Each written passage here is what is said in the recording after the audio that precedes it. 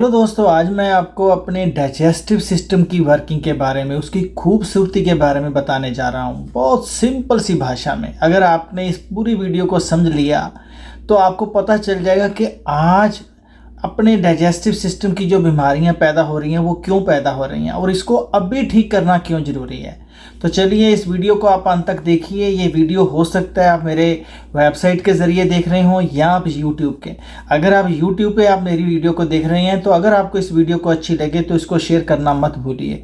और अगर आप मेरी इस वीडियो को वेबसाइट पे देख रहे हैं तो मेरे वेबसाइट का एड्रेस आप अपने मैक्सिमम लोगों से शेयर करना, क्योंकि ऐसी ही वीडियोस जो हैं मैं आपको हर जगह पे देने जा रहा हूं। तो दोस्तों, बात यह है कि डाइजेस्टिव सिस्टम की जो आज के टाइम में परेशानियां हो रही हैं उसको ठीक करना ज़रूरी क्यों है। आप सबको पता है कि हमारी जो इम्यूनिटी है 80% जो इम्यूनिटी है वो हमारे डाइजेस्टिव सिस्टम के ऊपर डिपेंडेंट है। अगर हमारा डाइजेस्टिव सिस्टम ठीक हो तो हमारा कोलेस्ट्रॉल ठीक हो सकता है, हमारी जो हार्ट हेल्थ है वो अच्छी हो सकती है। अगर हमारा डाइजेस्टिव सिस्टम सही हो तो 80% सेरोटोनिन जो केमिकल है, एक हार्मोन है, वो यहीं गट से पैदा होता है जो हमारे माइंड की हेल्थ के साथ रिलेटेड है। जो हमें छोटी छोटी बात पे स्ट्रेस होती है उसको ठीक करने के लिए हमें कुछ एक्स्ट्रा नहीं सोचना पड़ेगा। सेरोटोनिन के जो लेवल है, हैप्पी हार्मोन, वो अगर पूरी मात्रा में होगा तो हमारा जो माइंड है, मेंटल हेल्थ है, वो भी स्टेबल रहेगी। तो इसलिए ये वीडियो बहुत इंपॉर्टेंट है। तो चलिए अपने बात शुरू करते हैं कि डाइजेस्टिव सिस्टम कैसे।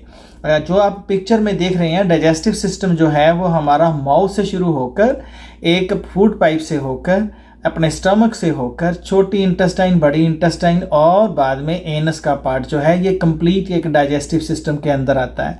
इसके साथ इसको कंप्लीट करने के लिए एक जो ग्लैंड्स और होती हैं, जिसमें एक पैंक्रियास होता है और एक सबसे बड़ी जो है हमारा ऑर्गन वो है लिवर। ये भी डाइजेस्टिव सिस्टम का पार्ट है। तो जब हम कोई भी खाना खाते हैं सबसे पहले जब हम उसको चबाते हैं, अगर हम उसको अच्छे से चबा लें तो डाइजेशन वहीं से शुरुआत हो जाती है। दूसरा, इसका अच्छे से चबाने का फ़ायदा क्या है कि जो आज के टाइम में हम सोचते हैं कि खाने में बहुत सारे पेस्टिसाइड्स का यूज़ होता है, अच्छा चबाने के बाद वो इस फॉर्म में आ जाता है कि वो पेस्टिसाइड्स हमारी बॉडी उसको डिटॉक्सिफाई कर सकती है, बॉडी से बाहर निकाल सकती है।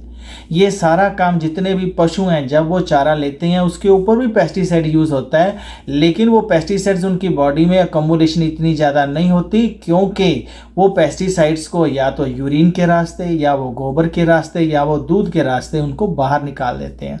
उसके बाद जैसे हम खाना नीचे अपने लेके जाते हैं तो जो फूड पाइप में जो खाना नीचे जा रहा है वो हम लोग उसको कंट्रोल नहीं करते, वो माइंड कंट्रोल करता है। इसके ऊपर स्टडीज़ हुई हैं। अगर हमारा माइंड अच्छा हो तो जो उसकी मूवमेंट है बड़ी रिदमिक होती है, अच्छी होती है। अगर हम स्ट्रेस में हो तो वो मूवमेंट्स कम हो जाती हैं। बहुत सारे लोगों की कंप्लेंट होती है कि जब वो खाना खाते हैं तो उनको ऐसा लगता है कि जैसे छाती में जलन हो रही है या दर्द हो रहा है, वो सिर्फ स्ट्रेस की वजह से होता है। उसके बाद खाना पेट में जब जाता है तो फूड पाइप और खाना इसके बीच में एक वाल्व होता है, एक स्फिंक्टर होता है।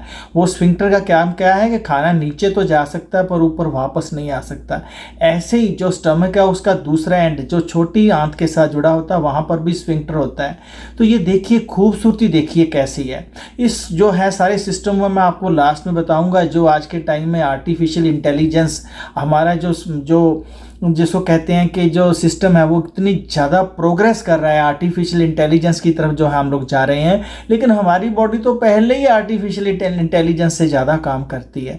तो चलिए, जब वो खाना है वो हमारा जब स्टोमक में आ जाता है, स्टोमक में आने के बाद इसमें हाइड्रोक्लोरिक एसिड जिसको हम तेजाब कहते हैं, पेट में जो तेजाब बनता है उसकी प्रोडक्शन होकर उसकी चर्निंग हो जाती है, मिक्सिंग होती है, सिर्फ इसलिए कि जो हमने खाना खाया उसमें अगर कोई बैक्टीरिया वायरस है वो मर जाए, वो खत्म हो जाए।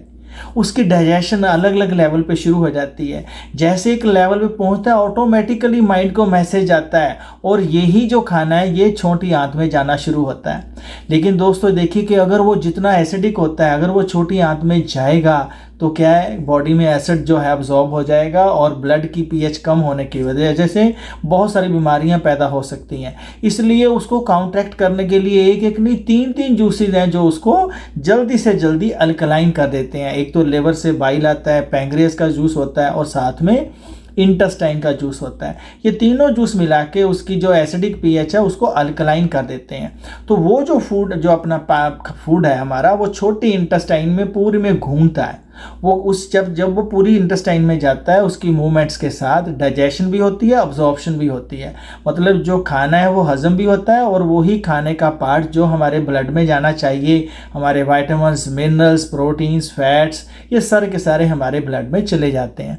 दोस्तों, छोटी आंत से जाकर फिर ये बड़ी आंत में जैसे ये ट्रांसफ़र होता है, वहाँ पर भी भगवान ने एक वाल्व दिया हुआ है। क्यों? क्योंकि जितनी डाइजेशन होनी थी वहाँ पर होने के बाद सॉरी, बड़ी आंत में डाइजेशन का काम बहुत थोड़ा रह जाता है। डाइजेशन का तो काम खत्म ही हो जाता है, ऑलमोस्ट अब्जॉर्प्शन का काम रहता है। वो एक सेमी सॉलिड फॉर्म में होता है, तो उसमें जितना भी एक्स्ट्रा वाटर है वो अब्जॉर्ब हो जाता है, और जो वो फूड है एक स्टूल की फॉर्म में जितना भी वेस्ट है वो जो लोअर जो अपनी बड़ी इंटेस्टाइन है, डिसेंडिंग कोलन है और रेक्टम है, वहाँ पर जाके वो स्टोर हो जाता है। अब मैं आपको बताता हूँ कि हमारी जो बात चल रही है कि ये डाइजेस्टिव सिस्टम में प्रॉब्लम्स क्यों आ रही हैं। देखो, उसको समझने के लिए मैं बताता हूँ कि क्या है कि जितने भी एंजाइम्स पैदा होते हैं वो आप ये देखें कि जैसा खाना हो रहा है उसके हिसाब से एंजाइम्स पैदा होते हैं। हर खाना, चाहे कार्बोहाइड्रेट है, प्रोटीन है, फैट है, उसकी डाइजेशन की जो जगह है वो अलग है, अब्जॉर्प्शन की जगह काफ़ी हद तक अलग है, टाइम जो प्रोडक्शन है वो भी अलग अलग है। तो एक बात। दूसरा, अगर ये पॉइंट जो है बहुत इंपॉर्टेंट जो अपने को ध्यान रखने वाला वो ये है कि छोटी आंत में करीब करीब 1 से लेकर 1.5 किलो तक बैक्टीरिया होते हैं, जिसको गट फ्लोरा बोलते हैं। इसका जो है ये 100 ट्रिलियन जो है बैक्टीरिया होते हैं जो हमारे लिए अच्छा काम करते हैं। जो भी खाना आता है उसमें अब्जॉर्प्शन में, उसमें डाइजेशन में हेल्प करते हैं, अब्जॉर्प्शन में हेल्प करते हैं, बी कम्प्लेक्स बनाते हैं, जिसके लिए हमें सप्लीमेंट्स जो हैं बाहर से लेने पड़ते हैं।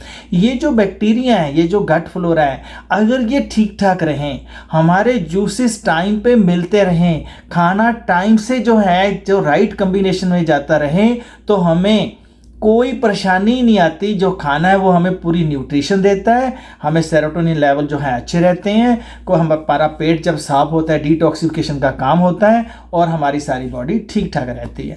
प्रॉब्लम कब आती है? प्रॉब्लम तब आती है जब हमारे कम्बिनेशन बिगड़ जाते हैं। जैसे मैंने आपको बताया, कार्बोहाइड्रेट्स हैं, प्रोटीन्स हैं, फैट्स हैं, इनकी जो डाइजेशन है वो टाइम वो अलग अलग है, अब्जॉर्प्शन की जगह अलग अलग है। हम लोग क्या करते हैं, ज़्यादातर हमारे सबसे पहले जब खाना खाते हैं तो स्टार्टर्स होते हैं, एपिटाइज़र होते हैं। हम कहते हैं कि हमारी जो टेस्ट बड्स हैं वो ज़्यादा काम करने लग जाएं, तो सबसे पहले हमने स्टार्टर्स लिए, तो उसमें आप देख सकते हो हमारे अंदर क्या क्या जाता है। उसके बाद जो है मेन कोर्स आता है, उसमें भी हम लोग एक आधी सब्जी से नहीं, 2 3 4 सब्जी, पूरा जो है चावल वगैरह, पापड़ और सब कुछ हम उसको यूज़ करते हैं। लास्ट में डेजर्ट्स, स्वीट डिश के नाम से, चाहे आइसक्रीम खाएं, चाहे गुलाब जामुन खाएं, उसमें कितना जो है वो कार्बोहाइड्रेट्स होता है, फैट्स होते हैं, आप देख सकते हो।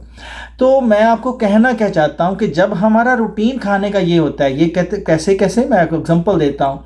एक कार है, उसके चारों टायर जो हैं एक जैसे हैं, तो टायर जो है जो कार है वो स्मूथली चलेगी और जितनी मर्जी स्पीड से चला सकते हैं।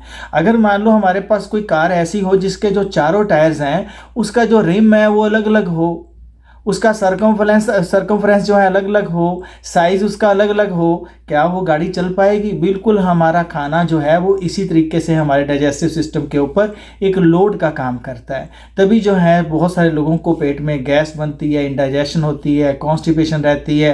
तभी ये सारी की सारी प्रॉब्लम्स जो है हमारी बॉडी में जब डिटॉक्सिफिकेशन नहीं होती तब पैदा होती हैं।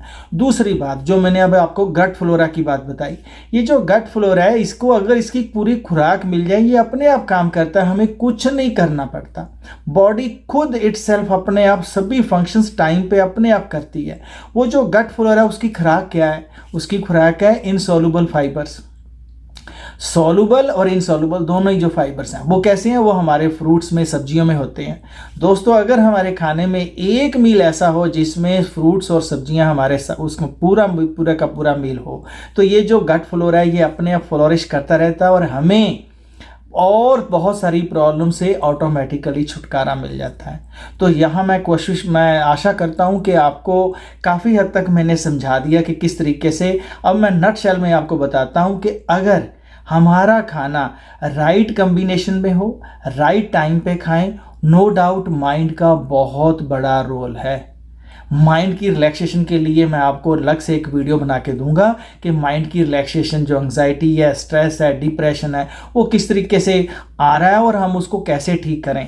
माइंड का जो है रोल पूरा हो तो राइट कम्बिनेशन में तब जूसेस जो हैं डाइजेस्टिव जूसेस पूरे होंगे, जो गट फ्लोरा है वो पूरा होगा, तो ऑटोमेटिकली जो है डाइजेस्टिव सिस्टम अपना पूरे अच्छे से काम करेगा और हमें बहुत सारी बीमारियों से बिना दवा से बिना और कुछ किए बचा देगा। आशा करता हूँ आपको मेरी वीडियो अच्छी लगी होगी। अगर ये अच्छी लगी है तो इसको आप दूसरे दोस्तों के साथ शेयर करने में कंजूसी मत करना।